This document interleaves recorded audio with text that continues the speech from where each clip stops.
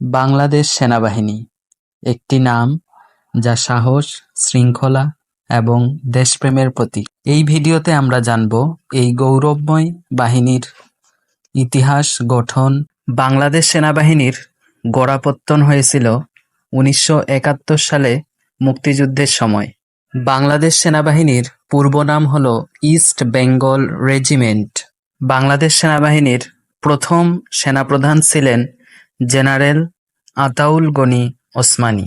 বাংলাদেশ সেনাবাহিনীর স্লোগান সমরে আমরা, শান্তিতে আমরা, সর্বত্র আমরা, দেশের তরে।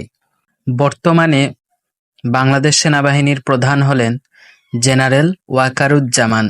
বাংলাদেশ সেনাবাহিনীর প্রতীক হল ক্রস চিহ্নিত দুটি তরবারি এবং উপরে কৌণিক অবস্থায় জাতীয় ফুল শাপলা।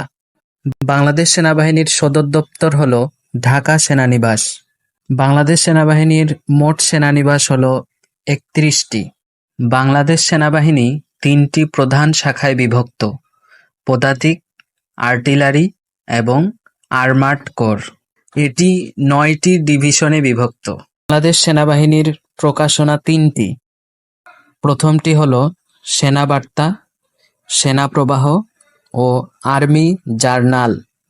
বাংলাদেশ সেনাবাহিনী প্রধানের পদবি হল চিফ অব আর্মি স্টাফ। বিশ্বে সেনাবাহিনীর সর্বোচ্চ র্যাঙ্ক হল ফিল্ড মার্শাল। বাংলাদেশে সেনাবাহিনীর সর্বোচ্চ র্যাঙ্ক হল জেনারেল। সিপাহী মোস্তফা কামাল, সিপাহী হামিদুর রহমান ও ক্যাপ্টেন মহিউদ্দিন জাহাঙ্গীর হলেন বাংলাদেশ সেনাবাহিনীর 3 জন বীরশ্রেষ্ঠ।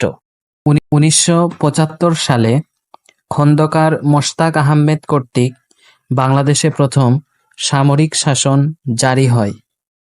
বাংলাদেশের একমাত্র মিলিটারি একাডেমি চট্টগ্রামের ভাটিয়ারীতে অবস্থিত।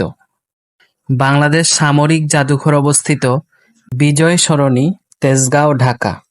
বাংলাদেশের একমাত্র অস্ত্র তৈরির কারখানা গাজীপুরে।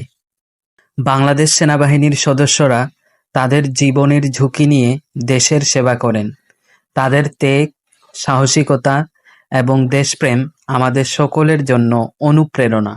বন্ধুরা, আজকের ভিডিওটি আপনাদের কাছে কেমন লাগলো জানিয়ে দিন কমেন্ট বক্সে এবং শেয়ার করে আপনার বন্ধুদেরকে দেখার সুযোগ করে দিন।